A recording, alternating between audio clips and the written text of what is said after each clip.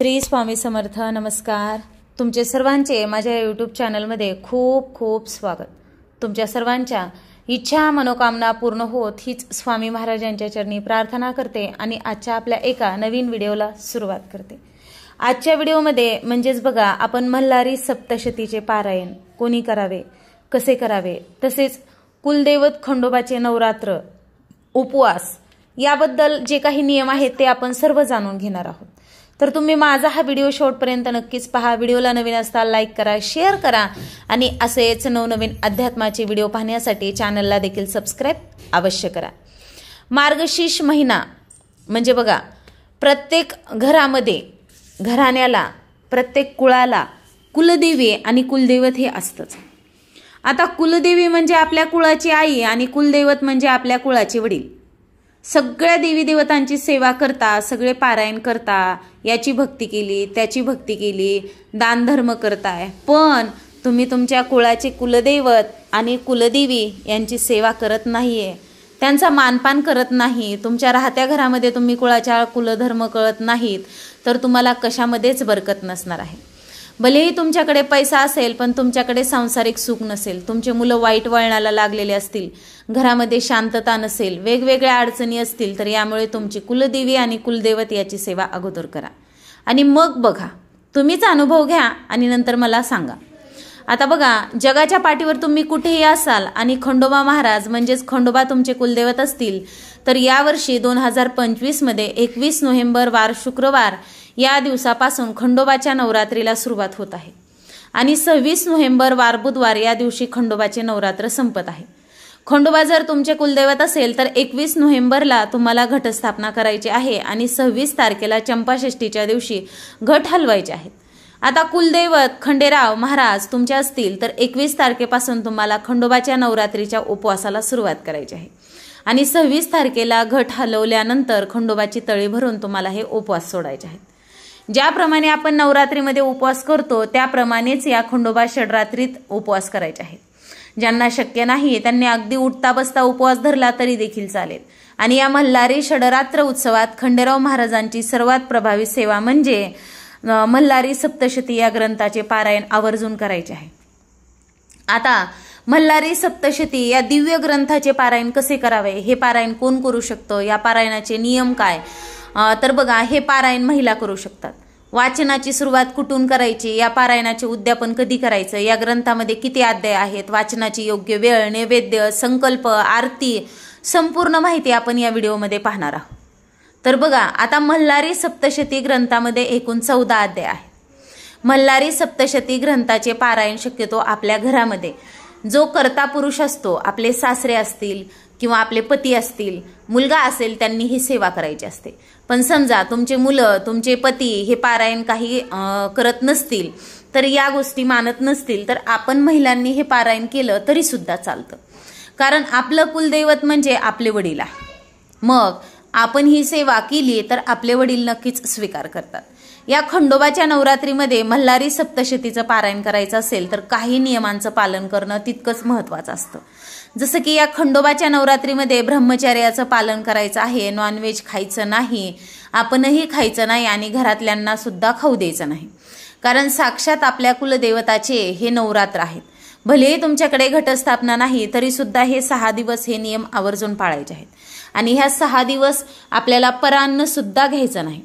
आता मल्हारी सप्तशतीचा एक पाठ म्हणजे काय किंवा एक पारायण म्हणजे काय, तर एकाच जागेवर बसून एकाच वेळेमध्ये कोणाशीही न बोलता, मध्ये न उठता, जेव्हा आपण पहिल्या अध्यायापासून 14 अध्यायापर्यंत संपूर्ण ग्रंथ वाचतो तर याला म्हटलं जातं मल्हारी सप्तशतीचा एक पाठ किंवा एक पारायण झालं. या पारायणाला जवळपास 1.5 तास लागतो. शेवटी तुमच्या समजा वाचन तुम्ही किती पटापटा करता त्यावर अवलंबून आहे. आता खंडोबाच्या नवरात्रीमध्ये आपल्याला रोज एक पाठ करायचा आहे, म्हणजे 6 दिवसात 6 पारायण पूर्ण होतील.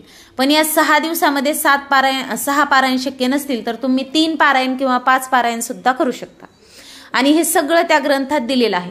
शिवाय हा ग्रंथ वाचायला देखील सोपा आहे, मराठी प्राकृत आहे, मराठी भाषा आहे, म्हणजे वाचायला अजिबात अवघड नाही.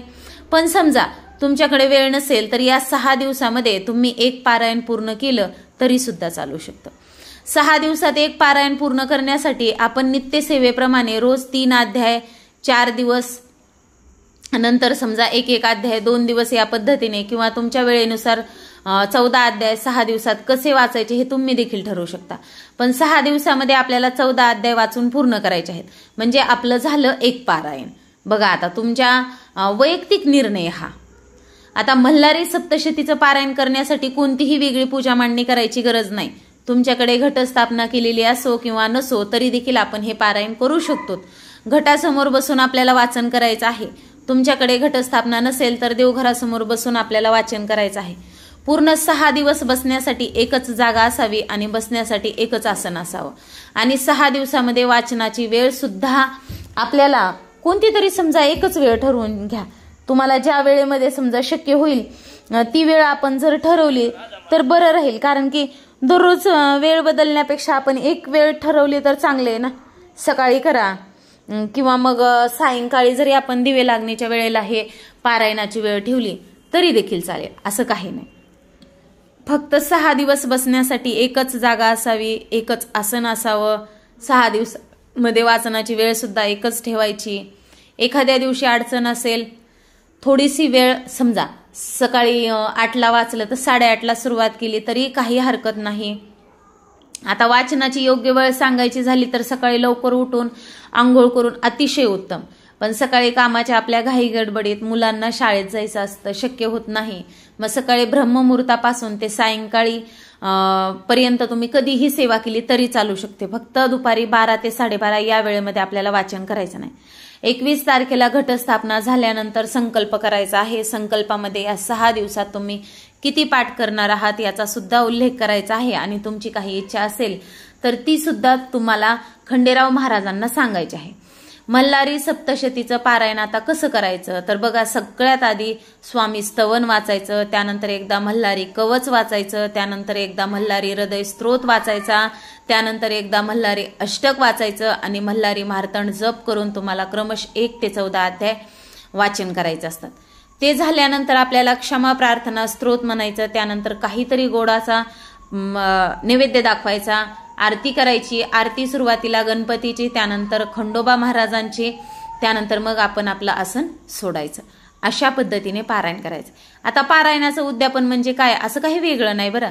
चंपाषष्ठीच्या दिवशी आपले घट उठतात, त्या दिवशी आपण स्वयंपाक तर करतोच. मग आपल्याकडे तळी भरली जाते, मग पूर्णाच्या दिव्यांनी ओवाळलं जातं. तर या ग्रंथाला सुद्धा पूर्णाच्या दिव्यांनी ओवाळायचं.